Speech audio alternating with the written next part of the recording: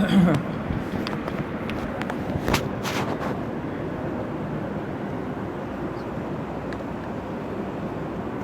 اللہ الرحمن الرحیم۔ کل ہمارا سبق ایمان سے متعلق ہوا تھا اور اس میں ایمان کی تعریف، ایمان کی تفصیلات آپ حضرات نے سنی تھی۔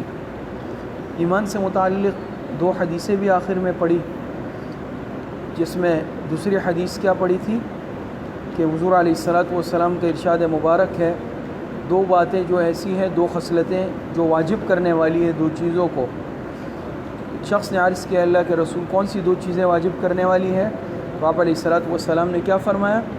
جو شخص انتقال کر جائے اس حالت میں کہ اللہ پاک کے ساتھ شریک ٹھہراتا ہو تو کیا ہوگا؟ وہ جہنم میں داخل ہوگا، اور اس حال میں جس کا انتقال ہو کہ اللہ کے ساتھ کسی کو بھی شریک نہ ٹھہراتا وہ جنت میں داخل ہوگا۔ تو اس سے کیا ثابت ہوا؟ کون سی دو چیزوں کو واجب کرنے والی ہیں؟ عدم شرک جنت کو واجب کرنے والا ہے، اور شرک جہنم کو واجب کرنے والا ہے۔ بسم اللہ الرحمن الرحیم۔ علم، آج کا سبق علم سے متعلق ہے۔ فرماتے ہیں علم وہ روشنی ہے جس کے ذریعے انسان اچھے برے کا فرق معلوم کرتا ہے۔ علم کی وہی اہمیت ہے جو اندھیرے میں روشنی کی ہے۔ یہ وہ عظیم وصف ہے جو انسان کو عزت اور عظمت بخشتا ہے، اس کے اخلاق اور عادات میں نکھار پیدا کرتا ہے اور اسے انسانیت کی انتہائی بلند چوٹیوں پر پہنچاتا ہے۔ یہ انسان کو اللہ کی معرفت کے نور سے منور کر کے اسے صحیح اور سیدھا راستہ دکھاتا ہے۔ قرآن کریم میں بھی علم کے فضائل بیان ہوئے ہیں۔ اللہ رب العزت ارشاد فرماتے ہیں یرفع اللہ الذین آمنوا منکم والذین اوتوا العلم درجات۔ دوسری جگہ اللہ پاک ارشاد فرماتے ہیں قل هل یستوی الذین یعلمون والذین لا یعلمون۔ اسی طرح جو سب سے پہلی وحی نازل ہوئی سب جانتے ہیں وہ کس چیز سے متعلق؟ اقرأ بسم ربک الذی خلق۔ اقرأ یعنی پڑھیے آپ، تو گویا کہ یہ بھی اس سے بھی علم کی فضیلت ثابت ہوتی ہے۔ آگے فرماتے ہیں دین اسلام علم کو انسان کے لیے ضروری قرار دیتا ہے۔ حدیث میں آتا ہے نا، آپ علیہ الصلاۃ والسلام نے ارشاد فرمایا طلب العلم فریضۃ علی کل مسلم۔ بعض روایتوں میں مسلمۃ کے الفاظ بھی آتے ہیں۔ تو علم حاصل کرنا یہ ہر مسلمان کا فرض ہے۔ اس سے مراد بنیادی علم ہے، بنیادی علم جو ہے حلال حرام کا علم، جائز ناجائز۔ تو فرماتے ہیں دین اسلام علم کو انسان کے لیے ضروری قرار دیتا ہے اور اس کے حصول کو دنیا اور آخرت کی ترقی اور کامیابی کا ضامن بتلاتا ہے۔ یعنی جو شخص علم حاصل کر، ظاہری بات ہے انسان عمل کب کرے گا؟ عمل کے لیے علم کا ہونا شرط ہے۔ عمل موقوف ہے علم پر، نجات موقوف ہے عمل پر، عمل موقوف ہے علم پر۔ تو معلوم ہوا کہ نجات موقوف ہے علم پر۔ ظاہری بات ہے عمل وہی شخص کرے گا جس کو علم بھی ہو نا کہ عمل کون سا کرنا ہے۔ قرآن میں اللہ پاک کیا ارشاد فرما رہے ہیں، حدیثوں میں آپ علیہ الصلاۃ والسلام کیا ارشاد فرما رہے ہیں؟ تو علم ہوگا تو عمل ہوگا، علم سرے سے نہیں ہوگا تو عمل کہاں سے ہوگا؟ یہ بات ذہن نشین فرماتے ہیں، یہ بات ذہن نشین کر لینی چاہیے کہ اسلام ہر اس علم کو قدر کی نگاہ سے دیکھتا ہے جو انسان کو اللہ اور رسول کی اطاعت والی راہ پر لگا دے، اور ہر ایسے علم و فن سے بیزاری کا اظہار کرتا ہے جو اسلامی عقائد و اعمال سے مزاحم ہو۔ مزاحم معنی مخالف ہو۔ ایسا علم و فن جو انسان کو دین بیزار بنا دے، خدا نخواستہ، جو انسان کے ذہن کو کیا کر دے؟ دین سے دور کر دے، انسان کو دین کا مخالف تو کیا ہے؟ تو ہر ایسے علم و فن سے کیا ہے؟ بیزاری کا اظہار کیا جاتا ہے۔ فرماتے ہیں تو ہر ایسے علم کو اسلام قدر کی نگاہ سے دیکھتا ہے جو انسان کو اللہ اور رسول کی اطاعت والی راہ پر لگا دے، اور ہر ایسے علم و فن سے بیزاری کا اظہار کرتا ہے جو اسلامی عقائد و اعمال سے مزاحم ہو، اس کے مخالف ہو، اور انسانی ذہن و فکر کو گمراہی کی طرف موڑ دے۔ اور یہ بات بھی ظاہر ہے کہ اسلام اپنے ماننے والوں سے جس زندگی کا تقاضا کرتا ہے وہ علم دین پر ہی موقوف ہے، جس کے ذریعے انسان بنتا ہے اور اپنی حقیقت کو پہچان کر اللہ تعالیٰ کی معرفت حاصل کرتا ہے۔ دو چیزیں بنیاد ہے نا، ایک خود شناسی، ایک خدا شناسی، دونوں ضروری ہے۔ خود شناسی انسان اپنے آپ کو پہچان لے، خدا شناسی اپنے رب کو پہچان لے، رب کی معرفت حاصل کر لے۔ اچھا، علم دین ہی جنت کا راستہ دکھاتا ہے، گناہوں کی معافی کا سبب بنتا ہے، اور اس کے حصول کے لیے نکلا ہوا شخص اللہ کی راہ میں جہاد کرنے والوں جیسا اجر و ثواب پاتا ہے۔ من یرید اللہ بہ خیرا یفقہہ فی الدین ہے نا حدیث میں، اللہ پاک جس کے ساتھ بھلائی کا، خیر و بھلائی کا ارادہ کرتا ہے اسے دین کی سمجھ عطا فرماتا ہے۔ اچھا، دین اسلام کی بنیاد علم پر ہے۔ قرآن کریم میں جگہ جگہ علم کی اہمیت، ضرورت اور فضیلت کو بیان کیا، جیسے میں نے چند آیات آپ حضرات کے سامنے پیش کی۔ سورہ توبہ میں حکم ہے کہ ہر قبیلے سے کم از کم ایک گروہ دین سیکھنے کے لیے نکلے اور واپس جا کر اپنی قوم کو بھی بے علمی کے وبال سے ڈرائے، تاکہ وہ بھی بری باتوں سے کیا کرے، بچ جائے۔ اچھا ہے نا، قرآن کریم میں آیت ہے یتفقہوا فی الدین ولینذروا قومهم اذا رجعوا الیہم، پیچھے سے یہ آیت کیا ہے، ولیتفقہوا فی الدین، ہے نا، ہر قبیلے میں سے طائفۃ لیتفقہوا فی الدین ولینذروا قومهم اذا رجعوا الیہم لعلہم یحذرون۔ شروع کہاں سے ہو رہی ہے آیت، اس کو پھر دیکھ لیں گے۔ حضور صلی اللہ علیہ وسلم کو علم پھیلانے میں اتنی دلچسپی تھی کہ جنگ بدر میں بعض قیدیوں کی رہائی کے لیے یہ شرط لگائی کہ وہ 10 مسلمانوں کو لکھنا پڑھنا سکھائے۔ باقاعدہ ہے نا، جنگ بدر میں جو قیدی قید میں آئے، یعنی جو کافر مشرکین قید ہوئے، آپ علیہ الصلوۃ والسلام نے رہائی کے لیے بدلے میں کیا شرط لگائی، روپے پیسے کی شرط نہیں لگائی، بلکہ کیا کہ رہائی کے بدلے میں وہ اپنے جو قید کی مدت ہے اس میں کیا کر لے، مسلمانوں کو لکھنا پڑھنا سکھا دے۔ جو قیدی یعنی مشرکین لکھنا پڑھنا جانتے ہیں، وہ یعنی لکھنا پڑھنا سکھا دے، ان کو آزاد کر دیا جائے گا۔ اس سے یعنی ظاہر ہوتا ہے کہ یہ علم دین کتنی اہمیت رکھتا ہے، لکھنا پڑھنا سیکھنا سکھانا، اس کی کتنی اہمیت ہے۔ آپ صلی اللہ علیہ وسلم کے دور میں درس و تعلیم کا ایک مستقل سلسلہ قائم تھا۔ مسجد نبوی کے چبوترے، جس کو صفہ کہا جاتا ہے، اس پر بیٹھ کر صحابہ اکرام رضی اللہ عنہم کی ایک جماعت علم دین کے سیکھنے سکھانے میں مشغول رہتی تھی۔ آپ سمجھ لیں کہ یہ اس زمانے کا باقاعدہ مدرسہ تھا۔ یہ مدارس جو ہے نا، ہمارے دینی مدارس، یہ حضور علیہ الصلوۃ والسلام کے زمانے سے ہے نا۔ حضور علیہ الصلوۃ والسلام کے زمانے میں جو مدرسہ تھا مسجد نبوی میں، صفہ کا مدرسہ تھا، اور اس کے جو طلبہ تھے صحابہ اکرام تھے، معلم جناب رسول اللہ صلی اللہ علیہ وسلم تھے، اور ایک نمایاں طالب علم اس میں حضرت ابو ہریرہ رضی اللہ تعالی عنہ بھی تھے نا۔ تو یہ اس وقت سے یہ مدرسہ ہے، اور یہ سلسلہ جو ہے تعلیم و تعلم کا، درس و تدریس کا، یہ اس وقت سے ہے۔ مختلف حلقے لگتے تھے، کہیں کوئی صحابہ حدیث سیکھتا تھا بیٹھ کر، بعض صحابہ فقہ کے مسائل سیکھتے تھے، دین کا علم سیکھتے تھے، پھر سکھاتے تھے۔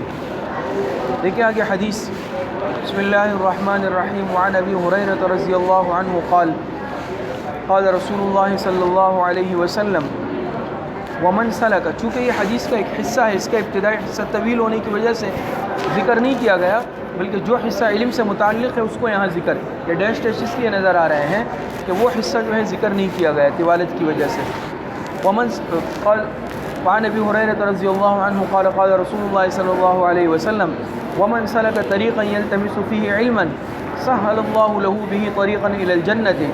ترجمہ دیکھ لیں، حضرت ابو ہریرہ رضی اللہ تعالی عنہ سے روایت ہے کہ نبی کریم صلی اللہ علیہ وسلم نے ارشاد فرمایا، جو شخص علم کی طلب میں کسی راستے پر چلتا ہے، اللہ تعالیٰ اس کے سبب سے اس کے لیے جنت کے راستے کو آسان فرما دیتا ہے۔ ترجمہ سمجھ گئے کہ جو شخص، آپ علیہ السلام نے ارشاد فرمایا، علم کی طلب میں کسی راستے پر چلتا ہے، اللہ تعالیٰ اس کے سبب سے اس کے لیے جنت کے راستے کو آسان فرما دیتا ہے۔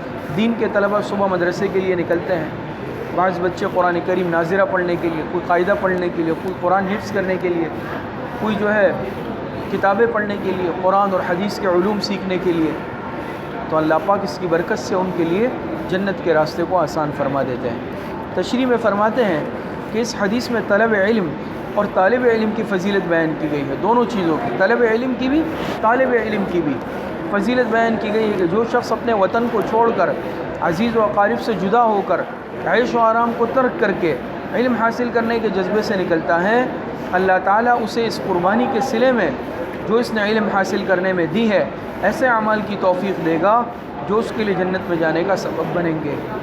اب جو ساتھی سن رہے ہیں اس وقت، انہوں نے اس کورس میں داخلہ لیا اور اپنے اپنے گھر میں مقام پہ بیٹھ کر اچھی نیت سے، اخلاص نیت سے سن رہے ہیں، ان کو بھی یہ فضیلت ملے گی۔ اپنا یہ وقت جو ہے اس کے لیے خاص کیا، وقت نکالا، انتظام کیا، قربانی دی، تو اللہ پاک کی ذات سے امید ہے کہ انشاءاللہ اگر اخلاص نیت سے ہم کسی بھی درجے میں علم کے حصول کے لیے کوشش کریں گے، جذبہ رکھیں گے، اس کی برکت سے اللہ پاک کی ذات سے امید ہے کہ اللہ پاک ہم تمام طلباء کو بھی کیا ہے، اس فضیلت سے نواز دے۔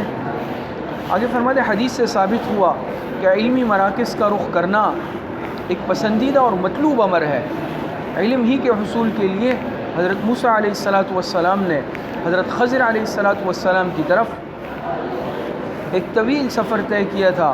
صحابہ اکرام رضی اللہ عنہم نے بھی، ابھی حضرت موسیٰ اور حضرت خضر علیہ السلام کا واقعہ قرآن کریم میں بھی مذکور ہے، آپ حضرات نے بھی پڑھا ہوگا، جو سن رہے ہیں جنہوں نے تفسیر پڑھی ہے۔ تو حضرت موسیٰ علیہ السلام بھی پیغمبر تھے۔ موسیٰ علیہ السلام تو پیغمبر تھے، حضرت خضر علیہ السلام کے پیغمبر ہونے یا نہ ہونے میں کلام ہے۔ بعض حضرات نے لکھا ہے، بعض علماء نے، کہ حضرت خضر علیہ السلام پیغمبر تھے، بعض حضرات فرماتے ہیں کہ حضرت خضر علیہ السلام پیغمبر نہیں تھے لیکن اللہ پاک کے مقرب تھے، ولی تھے، نیک بندے تھے۔ لیکن حضرت موسیٰ علیہ السلام کا پیغمبر ہونا تو یقینی ہے، لازمی ہے، لیکن اس کے باوجود دیکھیں یہ علم اتنی اہمیت کی حامل چیز ہے کہ حضرت موسیٰ علیہ السلام نے بعض چیزوں میں حضرت خضر علیہ السلام کی شاگردی اختیار کی۔ اللہ پاک نے حکم دیا نا کہ آپ جا کر، میرا ایک بندہ ایسا ہے، اصل میں حضرت موسیٰ علیہ السلام تشریعی پیغمبر تھے، ان کو شریعت کا علم اللہ پاک نے دیا، اور حضرت خضر علیہ السلام کو اللہ پاک نے تکوینیات کا علم دیا تھا۔ تکوینیات کا علم یہ ایک الگ مستقل علم ہے، ایک دنیا ہے۔ تو حضرت موسیٰ علیہ السلام کو اللہ پاک نے حکم دیا کہ حضرت خضر علیہ السلام کے پاس بھی علم ہے، آپ جائیں ان سے سیکھیے۔ پھر اس کی پوری تفصیلات قرآن کریم میں مذکور ہے۔ طویل سفر کیا، حضرت خضر علیہ السلام سے ملاقات کی، پھر انہوں نے کچھ شرائط رکھی، آپ سوال نہیں کریں گے، وہ تفصیلات معلوم ہے نا۔ پھر واقعات پیش آئے، راستے میں ایک کشتی آئی، اس کا تختہ توڑ دیا، یہاں بھی حضرت موسیٰ علیہ السلام نے سوال کیا، حالانکہ کشتی والے نے کرایہ بھی نہیں لیا تھا۔ پھر دوسری جگہ ایک بچے کھیل رہے تھے، اس میں ایک بڑا خوبصورت بچہ تھا سب سے، حضرت خضر علیہ السلام نے اس کو اٹھایا، دیوار پہ سر مار دیا، بعض روایتوں میں آتا ہے کہ گلا کاٹ دیا۔ تو بہرحال یہاں بھی حضرت موسیٰ علیہ السلام بھی اور ناراض ہو گئے کہ یہ تو اور زیادہ بری بات ہے، کشتی کے تختہ توڑنے کے مقابلے میں کہ بچے کو ہی قتل کر دیا معصوم۔ اور تیسری جگہ ایک بستی میں گئے، بھوک لگی تھی، انہوں نے اکرام سے بھی انکار کر دیا، یہ مروت قسم کے لوگ تھے۔ ایک دیوار گرنے والی تھی، حضرت خضر علیہ السلام نے اس دیوار کو مضبوط کر دیا، کھڑا کر دیا۔ یہاں بھی حضرت موسیٰ علیہ السلام نے اعتراض کیا کہ اگر کرنا ہی تھا تو کچھ مزدوری اجرت طے کر لیتے، طلب کر لیتے۔ تو بہرحال پھر اس کی تفصیلات آگے موجود ہے، ہر ایک کی تشریح حضرت خضر علیہ السلام نے بتا دی، چونکہ وہ تکوینی معاملات تھے، اور حضرت موسیٰ علیہ السلام تشریعی پیغمبر تھے، لیکن دیکھیں اس علم کے حصول کا بھی اللہ پاک نے ان کو حکم دیا۔ آگے فرماتے ہیں صحابہ اکرام رضی اللہ عنہم نے بھی حصول علم کی خاطر دور دراز کی مسافتیں طے کی، اور ان کے بعد بلکہ بعض دفعہ ایک ایک روایت کی سند متصل کرنے کے لیے، سند لینے کے لیے صحابہ نے طویل سفر کیے، دوسرے شہروں کے سفر کیے، اور جس صحابی نے حضور علیہ السلام سے براہ راست حدیث سنی تھی گئے اور ان سے وہ حدیث براہ راست سنی، واپس تشریف لائے ایک ایک حدیث سننے کے لیے۔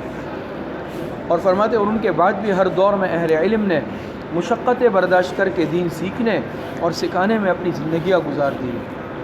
اپنے اکابرین کے واقعات ملتے ہیں، خصوصاً حضرت شیخ عبدالفتاح ابو غدہ رحمۃ اللہ علیہ نے قیمت الزمن عند العلماء، یہ بڑی بہترین کتابیں لکھی ہیں کہ وقت کی قدر علماء کے نزدیک کیا تھی۔ اسی طرح بعض ہمارے اکابرین نے، مشائخ نے باقاعدہ اس پر کتابیں لکھی کہ علماء نے دین کی محنت کے لیے اور علم حاصل کرنے کے لیے کس قدر قربانیاں دی ہیں، اپنے جو ہے جان، مال، وقت، ہر ایک چیز کی قربانی دی، لیکن علم کو بڑی مشکلات برداشت کر کے حاصل کیا۔ آگے ایک روایت ہے، بسم اللہ الرحمن الرحیم، وعن صخبرۃ الازدی رضی اللہ عنہ قال قال رسول اللہ صلی اللہ علیہ وسلم من طلب العلم کان کفارۃ لما مضى، مشکات شریف کی روایت ہے۔ حضرت صخبرہ ازدی رضی اللہ تعالی عنہ سے مروی ہے، وہ روایت کرتے ہیں جناب رسول اللہ صلی اللہ علیہ وسلم سے کہ جناب رسول اللہ صلی اللہ علیہ وسلم نے ارشاد فرمایا، جو شخص علم حاصل کرتا ہے، علم کو طلب کرتا ہے، کان کفارۃ لما مضى، یہ اس کے یعنی سابقہ گناہوں کا کفارہ بن جاتا ہے۔ تو اس سے معلوم ہوا کہ علم کا طلب کرنا، علم کا حصول کرنا، اس کی برکت ایک یہ بھی ہے کہ یہ انسان کی سابقہ خطاؤں کا، کمزوریوں کا، گناہوں کا کیا بن جاتا ہے، کفارہ بن جاتا ہے۔